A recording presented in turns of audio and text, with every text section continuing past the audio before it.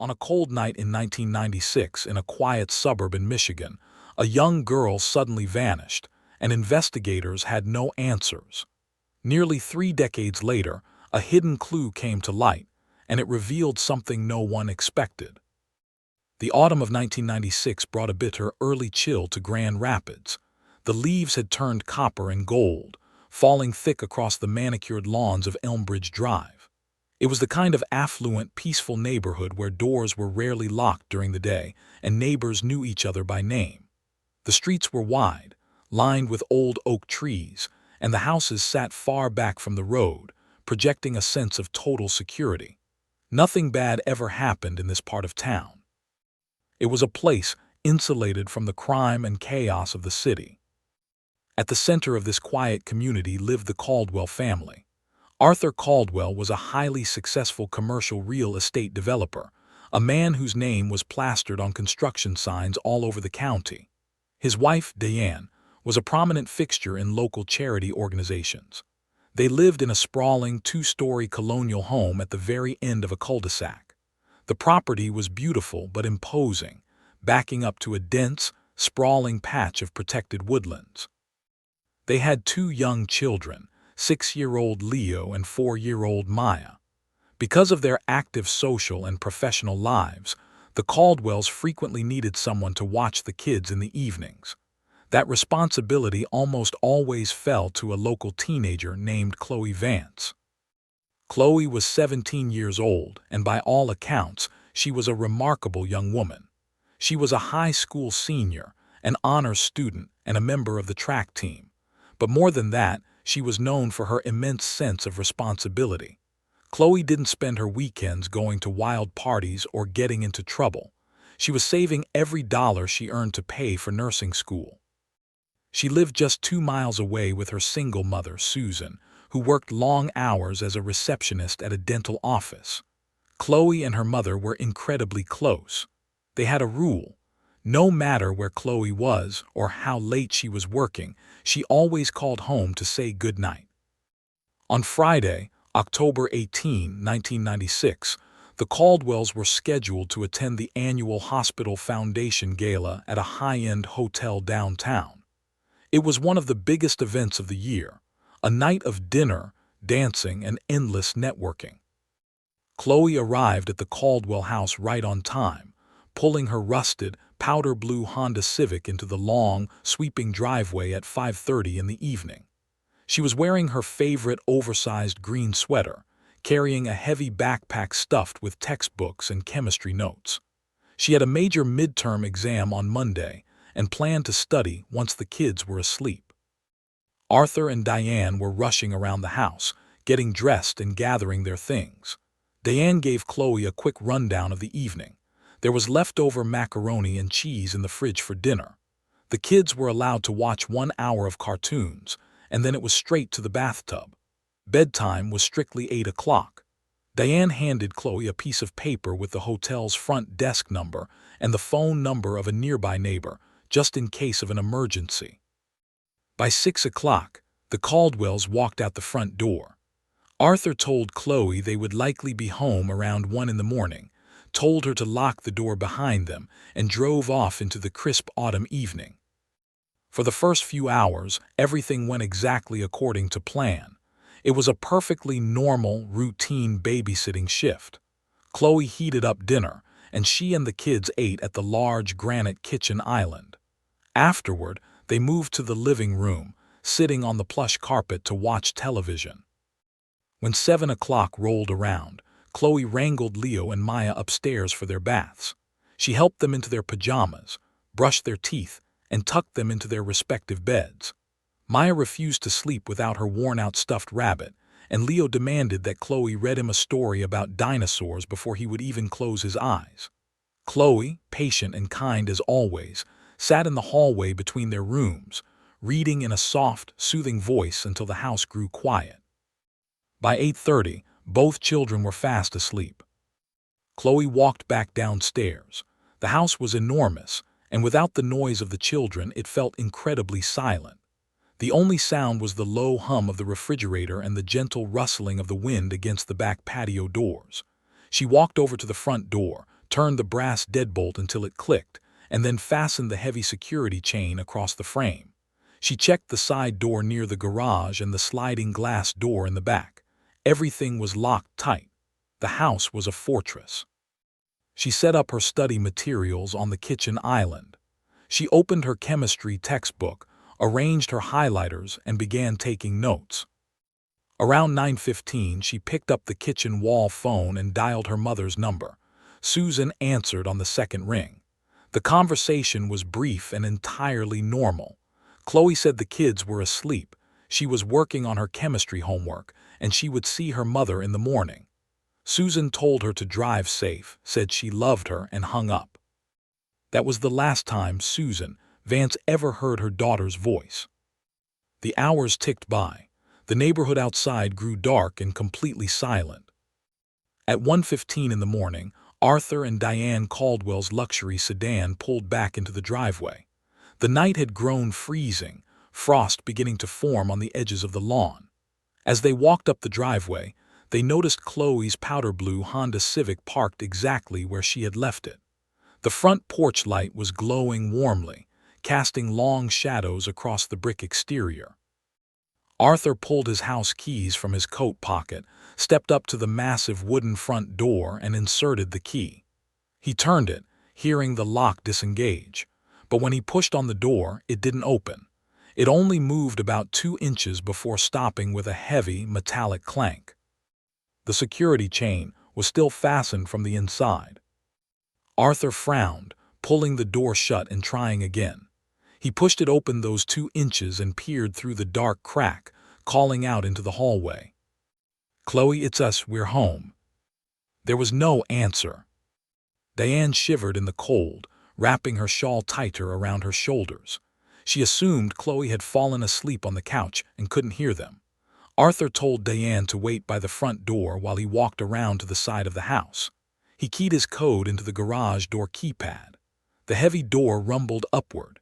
He walked through the dark garage and used his house key to unlock the interior side door that led into the laundry room. He stepped inside. The house was perfectly warm but deathly quiet. Arthur walked through the hallway and unlatched the chain on the front door, letting his wife inside. Diane immediately called out Chloe's name again. The silence that answered them felt heavy. It didn't make sense.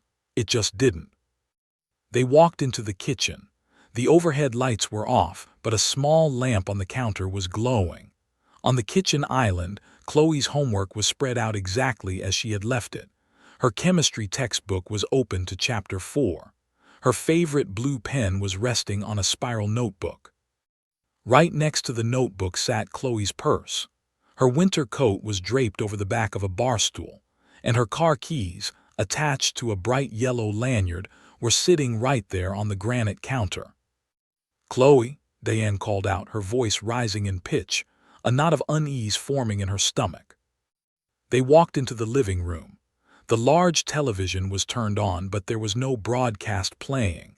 It was just white static, a snowy, hissing screen casting a pale, flickering blue light across the walls and carpet. The volume was turned down low. Panic began to set in. Diane rushed up the grand staircase, her high heels clicking rapidly against the hardwood. She threw open the door to Leo's room. He was fast asleep, buried under his blankets, his chest rising and falling rhythmically. She checked Maya's room. Maya was curled up in a ball, clutching her stuffed rabbit, completely undisturbed. Diane checked the guest bedrooms. She checked the upstairs bathrooms. Arthur searched the basement, flipping on every light switch. He checked the pantry, the laundry room, the closets. They looked everywhere, but Chloe Vance was simply gone. If you enjoy real missing person mysteries like this, please subscribe. It really helps our channel grow. Arthur and Diane stood in the kitchen, staring at each other in total disbelief. How could she be gone? Her car was in the driveway. Her coat, purse, and keys were sitting right in front of them. The temperature outside was hovering near freezing, and she had vanished without taking anything with her. But the most impossible detail, the detail that sent a cold spike of fear down Arthur's spine, was the front door. The security chain had been fastened from the inside. The back patio doors were locked from the inside. The side door had been locked. All the windows on the ground floor were secured shut. No one could have left the house and locked that security chain behind them. It was a physical impossibility. Arthur picked up the phone and dialed 911. Within 10 minutes, a patrol car arrived, its red and blue lights flashing silently against the quiet suburban homes. Officer Miller, a veteran cop who had worked in the town for 20 years, stepped inside. He listened to the Caldwells' frantic explanation, his expression growing more serious by the second. He walked the perimeter of the house, shining his flashlight into the dark woods out back, finding nothing but frost-covered leaves. He came back inside and began a slow, methodical sweep of the main floor. He noted the open textbook. He noted the static on the television. Then, as Officer Miller was walking through the grand entryway, his flashlight beam caught something near the heavy oak front door. He crouched down, narrowing his eyes. Pressed into the pristine white carpet, just inches from the edge of the tile, was a single, damp footprint. It wasn't made of blood, but of dark, wet mud. And as Officer Miller looked closely at the shape and size of the tread, he realized something terrifying. The footprint was massive. It was a large, heavy work boot. It absolutely did not belong to a teenage girl.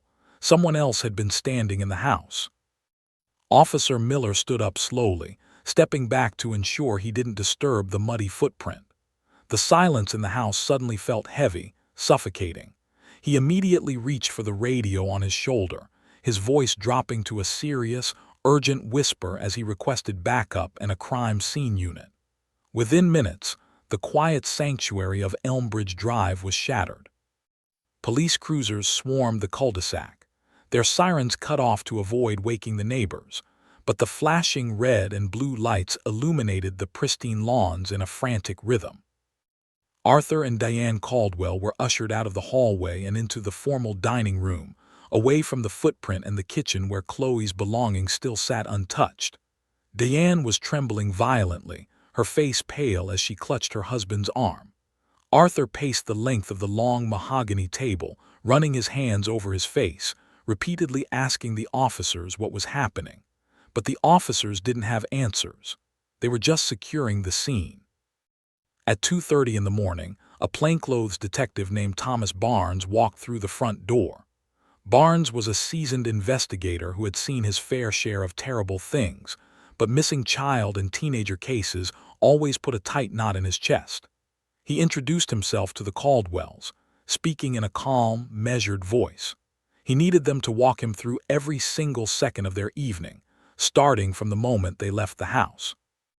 Arthur recounted the gala, the drive home, and the terrifying realization that the front door was locked from the inside with the security chain.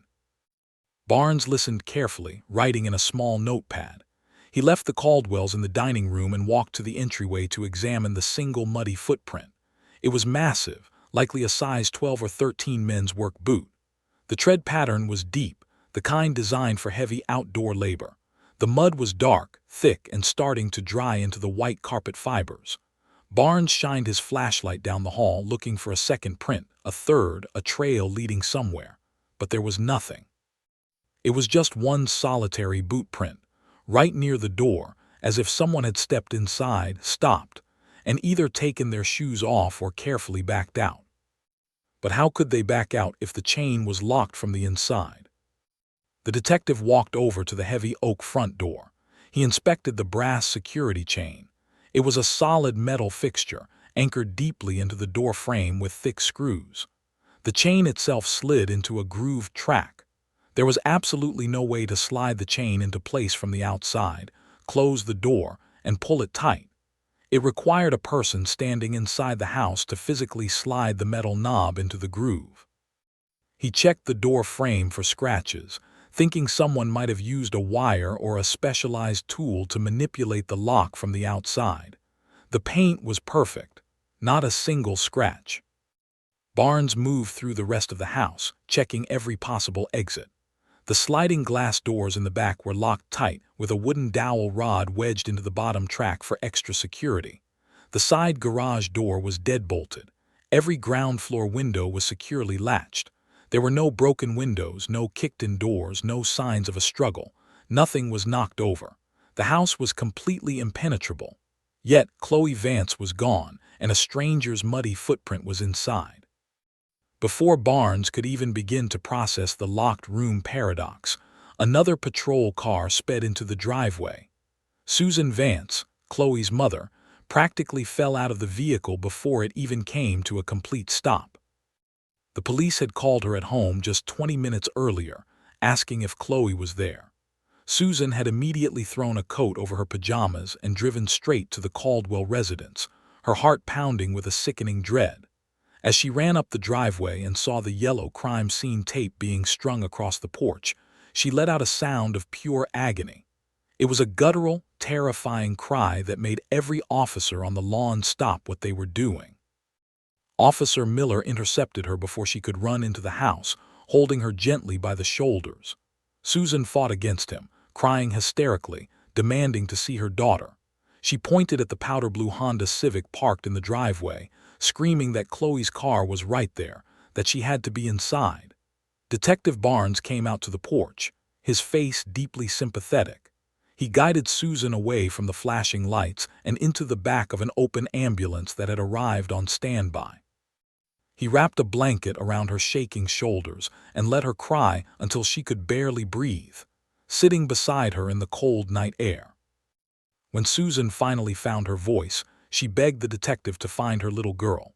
She explained how responsible Chloe was, how she would never just leave, how she had called home at 9:15 and everything had been perfectly fine.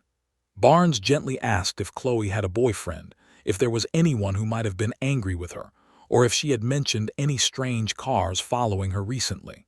Susan shook her head frantically. Chloe was focused entirely on her nursing exams. She didn't have time for a secret life. By 4 in the morning, the police realized they needed to speak to the only other people who had been inside the house that night: 6-year-old Leo and 4-year-old Maya. Diane Caldwell went upstairs with a female officer to gently wake the children. They were carried down to the living room, rubbing their eyes, confused by the strange people in uniform standing in their home. Maya was too sleepy and frightened to say much, clinging tightly to her mother's neck. But Leo sat on the edge of the sofa, looking up at Detective Barnes with wide, fearful eyes. Barnes knelt down so he was eye level with the little boy. He spoke softly, asking Leo if he had heard anything after he went asleep. At first, Leo shook his head. He said Chloe read him a story about a Tyrannosaurus Rex and then he fell asleep. But as Barnes gently pressed, asking if a bad dream or a loud noise had woken him up later in the night, Leo's expression changed. The little boy looked down at his bare feet, his voice barely a whisper. He said he had woken up because he was thirsty. He didn't get out of bed, but he heard something downstairs. Barnes leaned in closer. He asked Leo what it sounded like. Leo said it sounded like the television. He heard that fuzzy, hissing sound it makes when the cartoon channel goes off the air, and then he heard heavy footsteps, thump, thump, thump, on the stairs. Diane gasped, pulling Maya closer to her chest. Barnes kept his eyes locked on Leo, asking if he heard anyone speaking. Leo nodded slowly. He said he heard a man's voice. It was very deep and very quiet. The man had said one word: "SHH." Leo thought he was in trouble for being awake, so he hid under his blankets and squeezed his eyes shut until he fell asleep again. He never saw a face. He never saw the man. A heavy silence fell over the living room. Someone had been inside the house while the children were sleeping. Someone had walked up those stairs. The terror of that realization washed over Arthur and Diane like ice water. Before we continue, if this story has kept you watching, please subscribe. Your support truly means a lot to us. As dawn broke over the quiet suburb of Grand Rapids, the investigation shifted outward. If someone took Chloe, they had to have left a trail outside. Search and rescue dogs were brought to the property. The K-9 unit was given Chloe's oversized green sweater, which had been left draped over the kitchen stool. The dogs caught her scent immediately. They tracked it from the kitchen, through the hallway, and directly to the front door. But this only deepened the impossible puzzle. The front door had been chained from the inside. The handler walked the dogs outside to the front porch. The dogs picked up the scent again, right on the welcome mat. They followed it down the brick walkway, across the frost-covered grass, and straight to the edge of Elmbridge Drive. And then the dogs stopped. They circled the asphalt, sniffing frantically, but the trail was completely gone. Detective Barnes knew exactly what that meant. Chloe had walked out the front door, or she had been carried out, and placed into a waiting vehicle parked on the street. But as the morning dragged on, the detectives hit wall after wall. They knocked on every door in the neighborhood. Elmbridge Drive was a quiet street, mostly inhabited by older couples and wealthy professionals. No one had heard a scream. No one had seen a strange car idling on the street. The houses were spaced far apart, and the darkness of the autumn night had concealed everything. The crime scene investigators processing the house found absolutely zero physical evidence of a struggle. There was no blood, no torn clothing, no displaced furniture. They lifted fingerprints from the front doorknob, the kitchen counter, and the telephone. Every print matched either the Caldwell family or Chloe herself. The muddy footprint in the entryway was carefully photographed and measured, but it was incredibly generic. It belonged to a popular brand of work boots sold at dozens of hardware stores across the state. Thousands of men owned that exact boot. The lack of evidence was paralyzing. Chloe Vance had evaporated into thin air, leaving behind only an impossibly locked door, a static television, and a terrified community. For the next 3 days, Grand Rapids was consumed by the mystery. Chloe's smiling high school portrait was broadcast on every local news station. Missing person flyers were stapled to telephone poles, taped to grocery store windows, and handed out at street corners. Susan Vance stood in front of a podium at the police station, weeping openly on camera as she begged anyone with information to bring her daughter home. The police looked deeply into Arthur Caldwell's professional life. He was a wealthy developer, meaning he made business enemies. He had recently laid off a crew of construction workers after a project went over budget. Detectives interviewed dozens of disgruntled former employees, searching for anyone with a grudge against the Caldwell family. But every single worker had an ironclad alibi for the night of October 18th. None of them owned a vehicle that was seen in the area, and none of them matched the profile of a random kidnapper. The investigation was rapidly stalling. Every lead led nowhere. The sheer impossibility of the locked chain on the front door became a source of endless debate in the police precinct. Some officers theorized that Chloe had locked the chain, and the intruder had somehow left through an obscure, hidden route in the house. The SWAT team returned to the Caldwell residence, crawling through the attic, inspecting the narrow ventilation shafts, and checking the crawlspace beneath the foundation. They found nothing. There was no secret exit. By the end of the first week, Detective Barnes was sitting at his desk, staring at a mountain of useless case files, feeling a heavy sense of defeat. He rubbed his tired eyes, wondering if they were missing something right in front of their faces. Then his desk phone rang. It was the forensics lab. The tech on the other end of the line had finally finished processing the telephone records from the Caldwell residence for the night of the disappearance. In 1996, tracing local phone records took time, requiring manual logs from the regional telephone company. Barnes had requested the records to verify the exact time Chloe called her mother, which checked out perfectly at 9:15. But the lab tech had found something else, something completely unexpected. "Detective," the technician said, his voice tense, "you need to look at this log. There was another call made from the Caldwell house that night." Barnes sat up straight, grabbing a pen. "When?" "At exactly 10:14 p.m. That's nearly an hour after Chloe spoke to her mother, and almost 3 hours before the parents got home. Barnes felt a rush of adrenaline. Who did she call? Was it a friend? Did she dial 911? That's the strange part, detective, the technician replied slowly. It wasn't an outgoing call. It was an incoming call. Someone called the Caldwell house at 10:14 and the call was answered. It lasted for exactly 42 seconds. Barnes stared at his notepad, his mind racing. If Chloe answered the phone at 10:14, she was still alive and in the house at that time. Do we have the origin number? Yes, the technician said. We traced the number, and you're not going to believe where the call came from. Barnes gripped the receiver tightly. Tell me. The call came from a payphone, and it's not just any payphone, detective. It's the payphone located directly across the street from Susan Vance's dental office. A cold chill ran down Barnes' spine.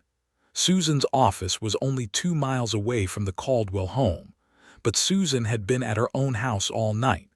Why would someone be standing at a payphone near her mother's workplace, calling the house where Chloe was babysitting, right before she vanished? The mystery wasn't just inside the Caldwell house anymore. Someone had been watching them from the outside. Detective Barnes slammed the phone down, grabbed his heavy winter coat, and sprinted out of the precinct. Within 10 minutes, his unmarked cruiser was tearing into the empty parking lot of the strip mall where Susan Vance worked. He slammed it into park, his headlights illuminating the lone metal payphone standing near the edge of the sidewalk. The street was completely deserted. The autumn wind was howling, sending dry leaves scraping across the dark asphalt. Barnes approached the payphone slowly, his flashlight cutting through the darkness. The receiver was resting perfectly in its cradle. He carefully dusted the metal buttons, the handle, and the coin slot for fingerprints. He shined his light on the ground, looking for tire tracks, cigarette butts, or a dropped receipt. He spent 3 hours walking the perimeter of the dark dental office, knocking on the doors of the few nearby businesses that were still open. No one had seen a car idling by the payphone at 10:14. No one had seen anything strange. It was another terrifying dead end. Whoever had stood at that payphone and called the Caldwell house had vanished just like Chloe. As the weeks turned into months, the snow began to fall over Grand Rapids, burying Elmbridge Drive in a thick layer of white. The frozen ground seemed to swallow any remaining hope. The investigation slowly ground to a painful, agonizing halt. The Caldwell family, deeply traumatized by the idea that someone had been standing inside their home while their children slept, sold their beautiful colonial house and moved across the country to California. They simply couldn't sleep in those bedrooms anymore. But Susan Vance refused to leave. She stayed in her small, quiet house, keeping her front porch light on every single night. She kept Chloe's bedroom exactly the way she had left it on October 18th. The chemistry textbooks remained stacked on the desk. The track uniform stayed folded in the drawer. Susan lived in a suspended state of grief, jumping every time the telephone rang, praying to hear her daughter's voice on the other end of the line. 27 years passed. The year was now 2023. The world had completely changed, but the mystery of the babysitter who vanished from a locked house remained the most famous unsolved cold case in the county. Thomas Barnes was now 72 years old. He had long since retired from the police force, his hair entirely white, his steps a little slower. But he had never let the case go. He kept a complete copy of Chloe's case file in his home office, staring at the crime scene photos until his eyes ached. Every year on the anniversary of her disappearance, Barnes would drive to Susan Vance's house. They rarely talked about the investigation anymore. They would just sit at her small kitchen table, drinking black coffee, sharing the silent, heavy burden of not knowing. It was a slow, agonizing poison that never truly stopped hurting. But in the autumn of 2023, the local police department received a federal grant to modernize their physical evidence rooms. This meant digitizing decades of fragile, analog cassette tapes from the 911 dispatch archives, before the magnetic strips degraded completely. A young civilian audio technician named Evan was hired for the project. Evan had grown up in Grand Rapids. He knew the ghost story of Chloe Vance just like everyone else. When his digitization schedule brought him to the dusty, mildew-smelling cardboard boxes labeled October 1996, he felt a strange sense of reverence. He carefully pulled out the paper master logs from that night. Evan found the exact tape containing Arthur Caldwell's frantic call at 1:15 in the morning. He loaded it into his digital converter and watched the audio waveforms appear on his computer monitor. But as Evan reviewed the physical paper log attached to the box, his finger stopped on a strange entry. According to the faded ink on the dispatcher's ledger, there had been another 911 call recorded that exact same night. It was placed at exactly 10:17. That was just 3 minutes after the strange payphone call to the Caldwell house. Evan checked the origin address of the 1017 call. His heart skipped a beat. It wasn't dialed from a house. It was dialed from a public payphone, the exact same payphone located in the strip mall near Susan Vance's dental office. Back in 1996, the dispatcher had coded the 1017 call as a silent hang-up. Because the caller never spoke, and because the location didn't match the Caldwell residence, the two events were never linked. Detective Barnes was never told about it. The tape had been tossed into a cardboard box, where it sat untouched in the dark for 27 years. Evan's hands were shaking slightly as he found the fragile cassette tape marked with that timestamp. He carefully loaded it into the deck, put on his heavy studio headphones, and pressed play. At first, the audio was exactly as the paper log described. It was a wall of analog hiss. He heard the 1996 dispatcher say, "911, what is your emergency?" There was no answer. The dispatcher repeated the question twice more, but the caller didn't hang up right away. The line stayed open for nearly a minute. All Evan could hear was the heavy, blowing sound of wind against the payphone receiver, the distant rumble of a passing truck, and a faint, rhythmic clicking sound. Then the line went dead. It sounded like a useless prank call, but Evan knew that modern audio forensic technology could see right through the noise. If you want more emotional cold case stories like this, please subscribe. Your support truly means a lot to us. Evan imported the raw audio file into a state-of-the-art spectral denoiser. On his monitor, the sound waves looked like a glowing, multicolored heat map. He began mathematically isolating the different layers of sound. First, he highlighted the frequency of the wind and deleted it. The hissing sound vanished. Next, he isolated the low rumble of the passing truck and pulled it out of the track. As the background noise faded away, the true audio hiding beneath it was finally revealed. Evan realized the caller hadn't just stood at the payphone in silence.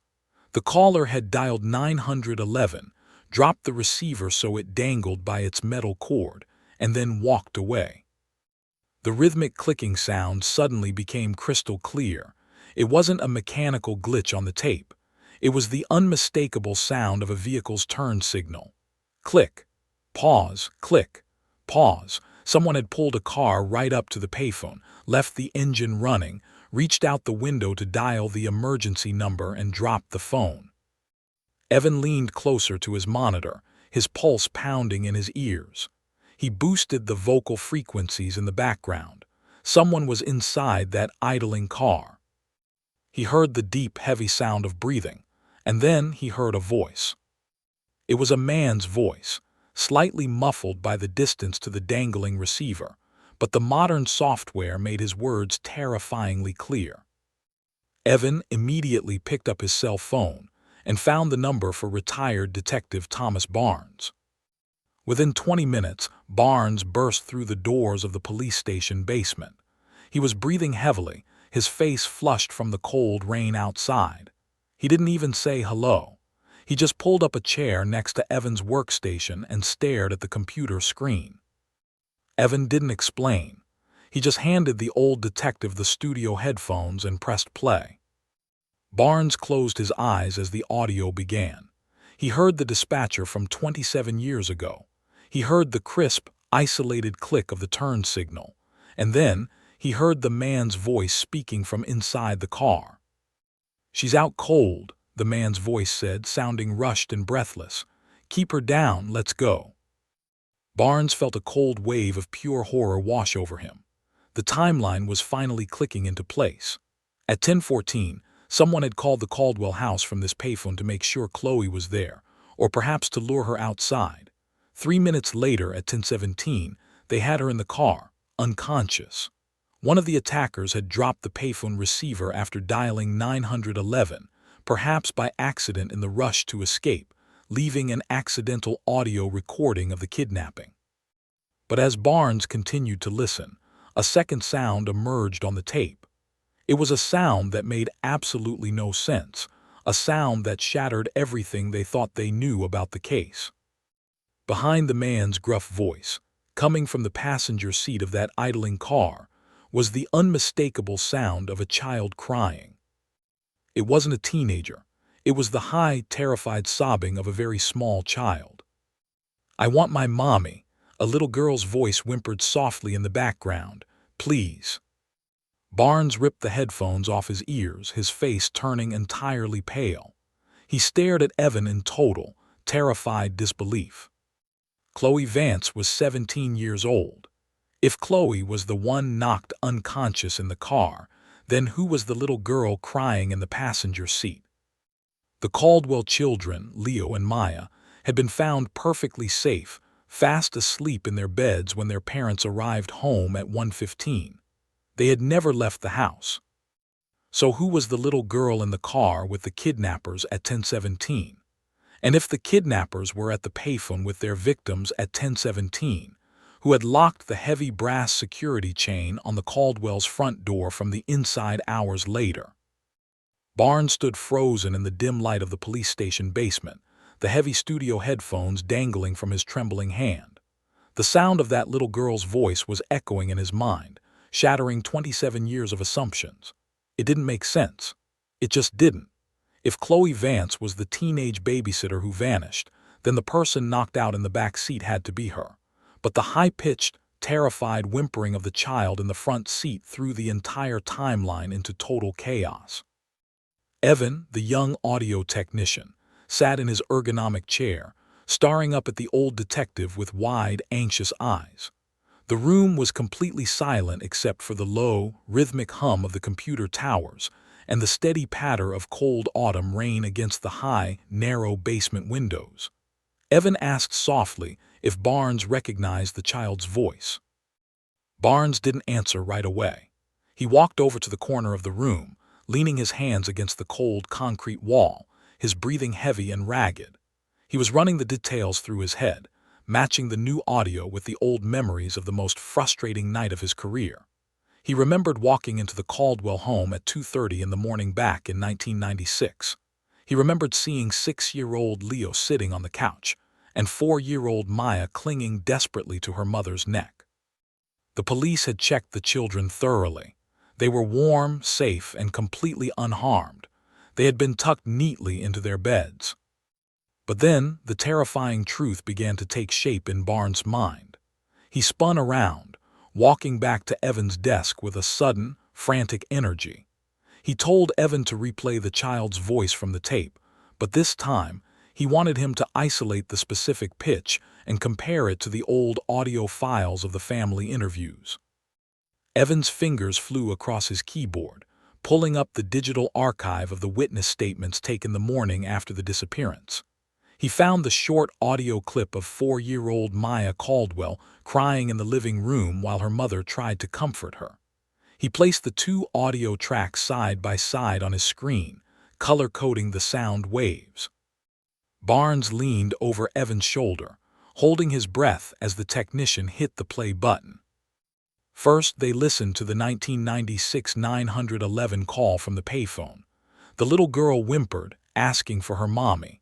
Then, Evan played the clip of Maya from the police interview. The vocal frequencies, the slight lisp on the letter, the distinct, breathless rhythm of her crying, they were a perfect match. There was absolutely no doubt about it. The little girl in the car with the kidnappers at 10:17 on the night of October 18, 1996, was 4-year-old Maya Caldwell. The realization hit Barnes like a physical blow. For nearly 3 decades, the police had been operating under the assumption that a predator had targeted a beautiful 17-year-old high school honors student. They had searched Chloe's life, her friends, her school, and her mother's acquaintances. But they had been looking at the entire case completely backward. Chloe Vance wasn't the primary target of the kidnapping. Maya Caldwell was. Barnes sank into a nearby chair, his mind racing as the pieces of the locked room puzzle finally began to fall into place.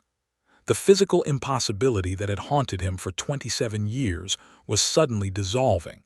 He looked at the whiteboard on the wall, visualizing the colonial house on Elmbridge Drive. If Maya was in the car at 10:17, miles away at a payphone, then the kidnapper had already taken both Chloe and Maya out of the house before that time. Chloe had likely fought to protect the little girl, resulting in her being knocked unconscious. The kidnapper had carried them both out the front door, which explained why the tracking dogs followed Chloe's scent down the brick walkway to the curb. But if they were already gone at 10:17, how did Maya end up back in her bed at 1:15 in the morning? And who locked the heavy brass security chain on the front door from the inside? Barnes stood up, packing the floor as the chilling logic revealed itself. The kidnapper had returned. Something had gone horribly wrong during the abduction. Standing at that lonely payphone across from the dental clinic, the kidnapper had realized the immense weight of what he was doing. He had an unconscious teenage girl in the back seat and a screaming, terrified 4-year-old daughter of a wealthy, powerful millionaire in the front seat. He knew that kidnapping a child of the Caldwell family would bring down the full force of the FBI. He panicked. The kidnapper decided to eliminate the witness who could identify him, Chloe. But he couldn't bring himself to kill a 4-year-old child, or perhaps he realized that returning Maya would buy him time. If Maya was back in her bed, the parents would return home and think the babysitter had simply walked off the job or run away. It would delay a massive police investigation for hours, maybe even days. So later that night, the kidnapper drove back to Elmbridge Drive. He used his secret knowledge of the property to slip back inside, carrying the quiet, terrified little girl. He walked up the grand staircase, his heavy work boots sinking into the carpet. He tucked Maya back into her bed. When 6-year-old Leo woke up from the noise, the man stood in the dark hallway, whispered SHH to terrify the boy into silence, and then walked back downstairs. Before leaving the house for the final time, the man walked to the heavy oak front door. He slid the brass security chain into its groove from the inside, deliberately creating an impossible locked room mystery to completely baffle investigators and stall the timeline. Then, he walked through the house, stepped through the laundry room, entered the garage and walked out, closing the heavy garage door behind him using the exterior keypad. It was a brilliant, cruel manipulation of a crime scene. Something felt wrong about how long it had taken to see it. Really wrong. The man with the size 12 boots had been playing a game with them from the very beginning. Barnes knew he couldn't waste another second. He needed to contact the family. He reached into his coat pocket, pulled out his phone, and dialed a number he hadn't called in years. He called Arthur Caldwell in California. The phone rang 4 times before a tired, elderly voice answered. Arthur was now in his late 70s, his voice raspy and thin. Barnes didn't give a lengthy introduction. He told Arthur that there had been a massive, unprecedented breakthrough in the disappearance of Chloe Vance, and he needed Arthur and Diane on a speakerphone immediately. Within moments, Diane's voice joined the line, sounding anxious and fragile.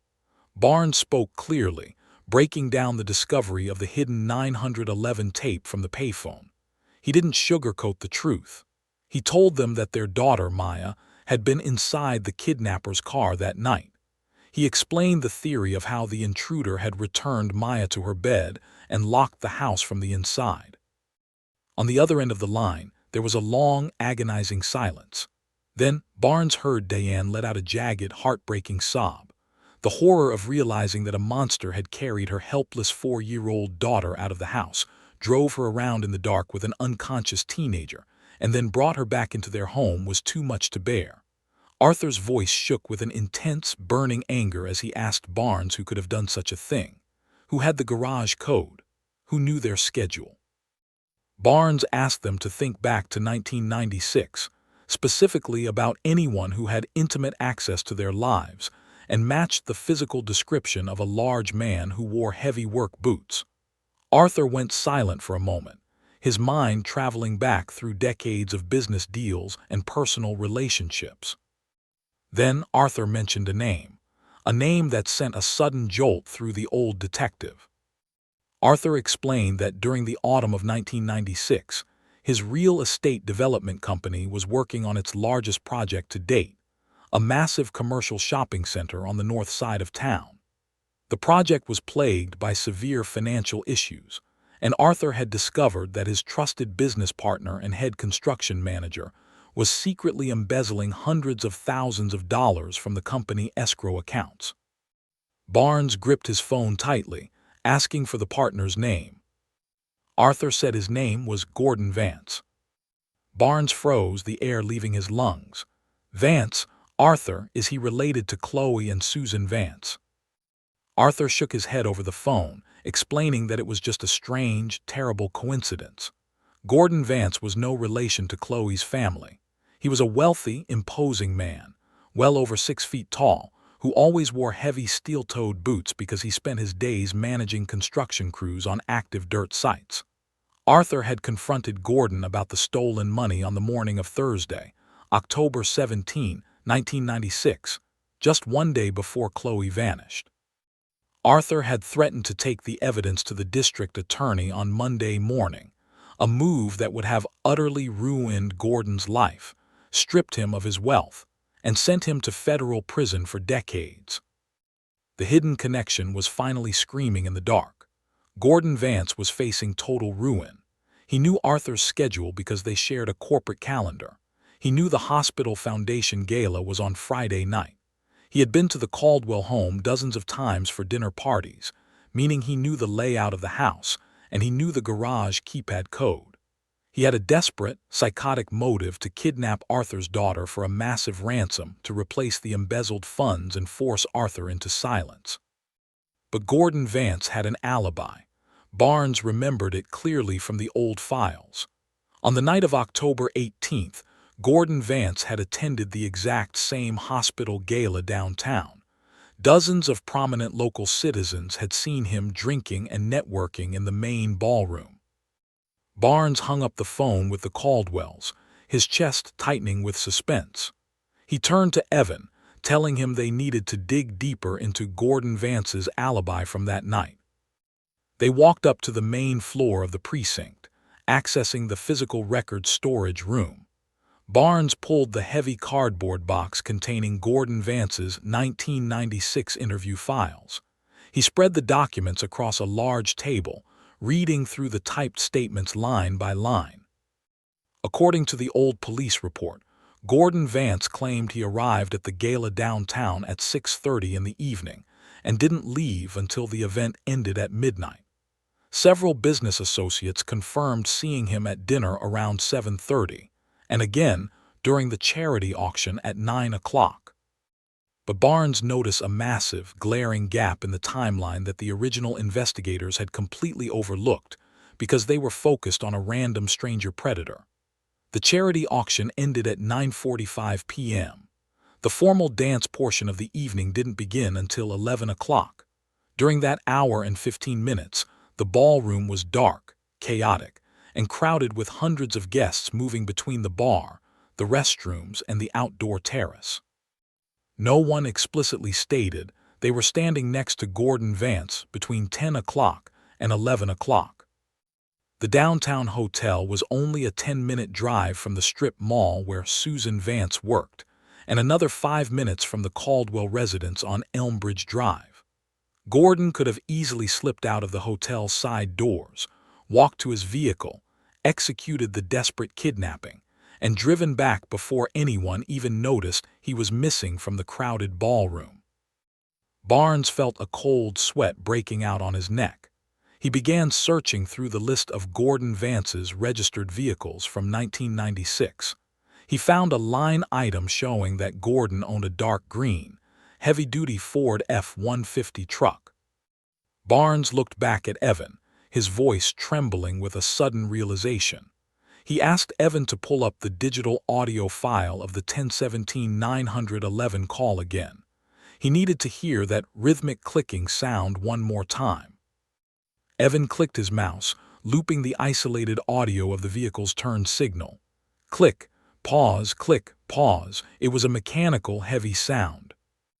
Barnes closed his eyes, listening to the cadence.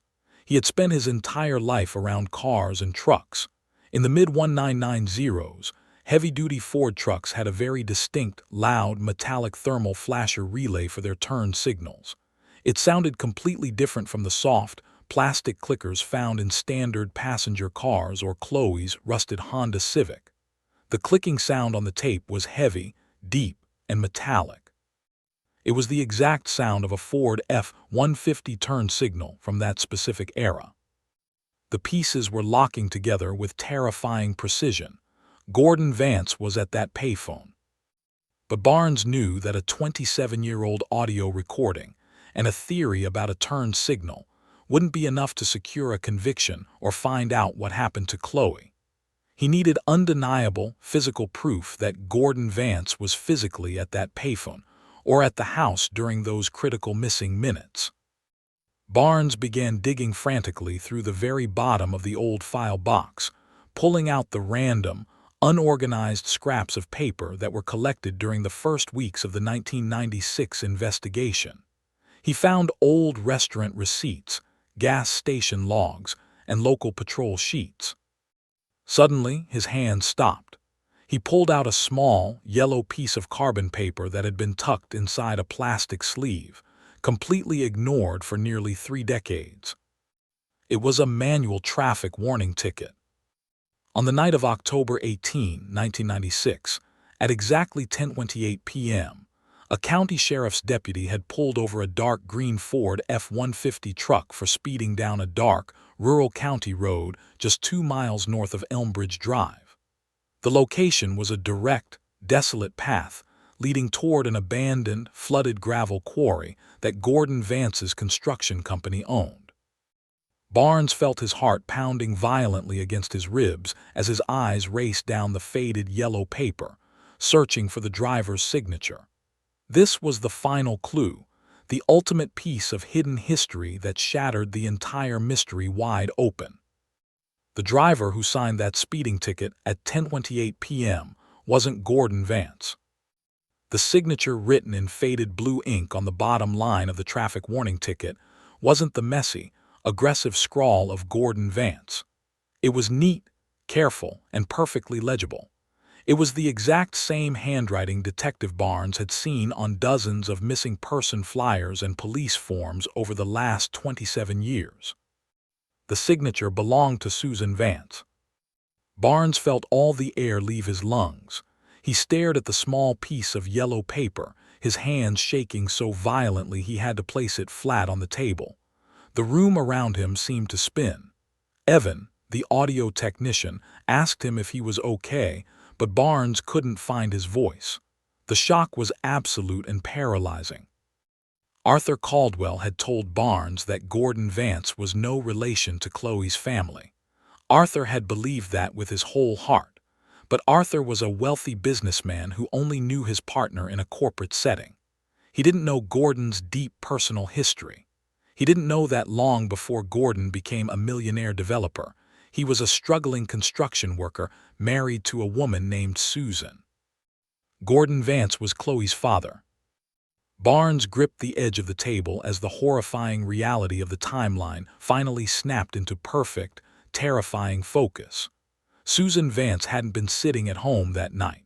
She was the one driving Gordon's dark green Ford F-150. She was the one who pulled the truck up to the payphone directly across the street from her own dental office. But why? Why would a mother help kidnap a child from the very house where her own teenage daughter was babysitting? The motive was right there, hiding in plain sight. Gordon was facing total ruin and federal prison because Arthur Caldwell had caught him embezzling money. Gordon needed a massive sum of cash immediately to replace the stolen funds and disappear, or he needed leverage to force Arthur into silence. He planned to kidnap Arthur's 4-year-old daughter, Maya, and demand $1 million ransom. But Gordon couldn't do it alone. He needed someone who knew the Caldwell's schedule. He needed someone who knew the layout of the house. He needed someone he could control. He went to his desperate, struggling ex-wife, Susan, and offered her a cut of the money. He manipulated her, promising that nobody would get hurt and that the money would pay for Chloe's nursing school and secure their future forever. Susan, blinded by financial desperation and the toxic influence of her ex-husband, had agreed to the unthinkable. Barnes didn't wait for backup. He didn't call the chief of police. He gathered the yellow traffic ticket and a digital copy of the 911 tape, walked out into the freezing autumn rain, and drove his unmarked cruiser straight to Susan Vance's house. He pulled up to the curb. The front porch light was glowing brightly in the darkness, exactly as it had every single night for 27 years. For decades, the entire town had viewed that light as a symbol of a mother's unbreakable hope. But as Barnes walked up the driveway, the rain soaking his coat, he realized that light wasn't a beacon of hope at all. It was a monument to unbearable guilt. He knocked heavily on the front door.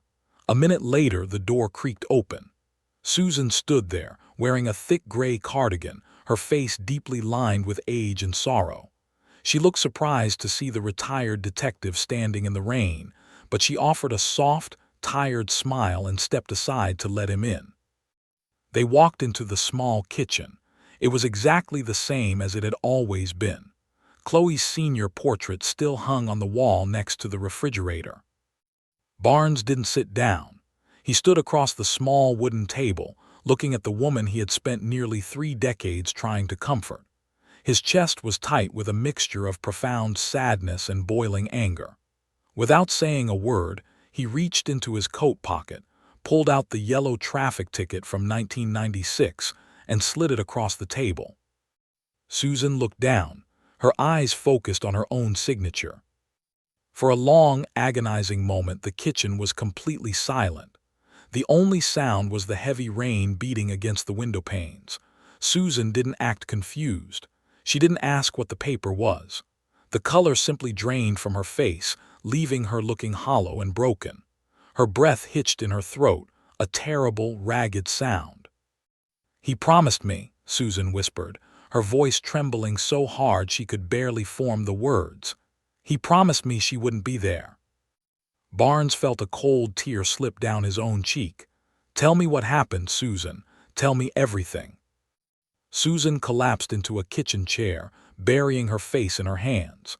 The facade she had maintained for 27 years shattered completely. Through heavy, agonizing sobs, the entire truth finally poured out into the dark room. She confessed that Gordon had come to her in a panic the day before the kidnapping. He told her about the stolen money and his plan to take Maya Caldwell for ransom. He begged for her help, promising her $100,000. Susan told Gordon that Chloe was scheduled to babysit that Friday night. Gordon promised he would wait until Chloe fell asleep on the couch before he sneaked into the house. He said Chloe would never even know he was there. On the night of October 18th, Susan drove Gordon's truck to the payphone near her office, waiting in the shadows. At 10:14, she used the payphone to call the Caldwell house, checking to see if Chloe would answer. When Chloe picked up, Susan hung up, signaling to Gordon that Chloe was awake. But Gordon didn't wait. He was desperate and out of time. He used the garage code he knew from his business dealings, slipped inside and walked upstairs to take Maya. But Chloe Vance was a remarkable young woman. When she heard a stranger grab the little girl, she didn't hide. She fought back. She fought her own father in the dark hallway to protect a child that wasn't hers. In the struggle, Gordon struck Chloe with the heavy metal flashlight he was carrying, hitting her much harder than he ever intended.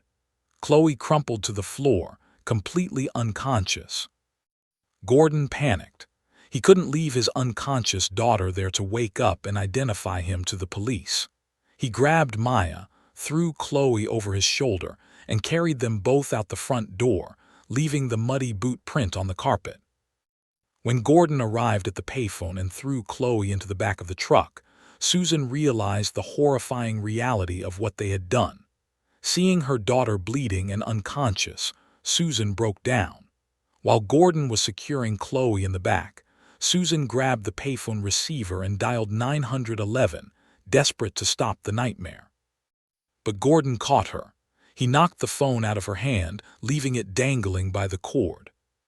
"She's out cold," Gordon had yelled at Susan, forcing her into the driver's seat. "Keep her down, let's go." Susan drove the truck in a state of pure terror, heading north toward Gordon's abandoned gravel quarry.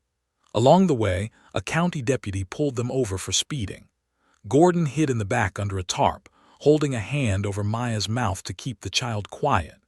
Susan, terrified that Gordon would kill them all if she spoke up, lied to the deputy and signed the warning ticket herself. When they reached the desolate quarry, the nightmare reached its absolute darkest point. Chloe woke up. She looked up and saw her father's face. She saw her mother standing there. Chloe knew exactly what was happening. Gordon realized his entire life was over. His own daughter would turn him in. So, standing in the cold mud of the quarry, Gordon Vance made a choice. He chose his own freedom over his daughter's life. He killed Chloe while Susan stood frozen in absolute terror, too afraid of Gordon to stop him. Susan's voice broke into a high, piercing wail as she described watching Gordon bury her only child deep in the muddy banks of the flooded quarry, burying her beneath tons of heavy gravel and dirt. Afterward, Gordon turned his cold, dead eyes to Susan. He told her that if they killed Maya, the police would never stop looking for them. But if they returned Maya to the house, the parents would assume Chloe had simply walked away or run off. It would create total confusion and delay the investigation. Susan, completely broken and operating under the threat of death, held the terrified 4-year-old girl in her arms as they drove back to Elmbridge Drive. Gordon carried Maya upstairs and tucked her into bed. He silenced little Leo in the hallway. Then, to create the ultimate distraction, Gordon fastened the heavy brass security chain on the front door from the inside. He walked out through the garage, sealing the house behind him. He had created an impossible locked room mystery that would keep the police chasing ghosts for nearly 3 decades. And for 27 years, Susan lived in the prison of her own making. She played the grieving mother on television. She kept the bedroom untouched. She kept the porch light on. But it was never for hope. It was because she was terrified of the dark, terrified of the memory of what she had allowed to happen to her brave, beautiful daughter. Barnes sat at the table, listening to the agonizing confession, feeling a profound sickness in his stomach. He slowly reached for his radio. He called for units to respond to the house. He watched as uniformed officers walked into the kitchen and gently placed handcuffs on the wrists of the woman he had comforted for 27 years. Susan didn't fight. She just bowed her head and wept, finally surrendering to the truth she had carried for a lifetime. Within hours, a massive police operation descended on the abandoned gravel quarry on the north side of town. The property had sat unused and overgrown for decades. Heavy excavators and forensic teams worked through the freezing rain, digging deep into the muddy banks exactly where Susan had told them to look. By the next afternoon, they found her. Deep beneath the earth, wrapped in an old construction tarp, were the remains of 17-year-old Chloe Vance. She was still wearing the oversized green sweater she had worn to work that night. The discovery sent shockwaves through the entire state of Michigan. The local news stations interrupted their broadcasts to announce that the most famous unsolved mystery in the county had finally been broken.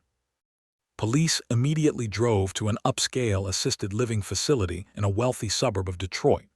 They found 78-year-old Gordon Vance sitting in a leather chair in the reading room. He looked up at the officers, his eyes cold and empty. He didn't ask why they were there. He simply stood up and held out his wrists. He was charged with first-degree murder and kidnapping, crimes that would ensure he spent his final days behind the cold steel bars of a maximum security prison. Susan Vance pled guilty to accessory to murder and kidnapping. At her sentencing hearing, she didn't ask for a light sentence. She stood before the judge, her head heavy with shame, and accepted her fate. She was sentenced to 40 years in state prison. The community that had once rallied behind her, raising money and searching the woods for her daughter, was left in a state of absolute disbelief and heartbreak. The Caldwell family, now living in California, finally received the phone call they had waited 27 years for. Arthur and Diane wept openly when Barnes explained exactly how the Locktroom mystery had been executed. But their tears weren't just for the horror of the kidnapping. They wept for Chloe. Maya Caldwell was now a 31-year-old woman with a family of her own. For her entire life, she had carried vague, terrifying memories of the dark, of a heavy truck, and of a teenage girl fighting to keep her safe. When she finally learned the full truth, she realized that she was only alive because a 17-year-old babysitter had refused to let a monster take her without a fight. Chloe Vance had sacrificed her own life to save a little girl. A month after the arrests, a proper funeral was finally held for Chloe Vance. The entire town of Grand Rapids attended. The church was filled with her old high school classmates, her former teachers, and hundreds of strangers who had been touched by her story. Arthur, Diane, Leo, and Maya Caldwell flew across the country to stand at the front of the church. They placed a massive wreath of white roses on her casket, a silent promise that her bravery would never, ever be forgotten. The mystery of Elmbridge Drive was finally over. The impossible puzzle of the locked door was solved. But the truth left a heavy, lingering sadness over the quiet suburban streets. It served as a dark, haunting reminder about human nature. We lock our doors at night to keep the monsters out. We check the windows, turn on the alarms, and build fences to protect the people we love from the strangers in the dark. But sometimes, the greatest danger doesn't come from a stranger breaking a window. Sometimes, the darkest evil exists in the people we trust the most, hiding behind familiar faces and false promises. And while a lie can stay buried in the dark for a very long time, the truth always has a way of finding the light.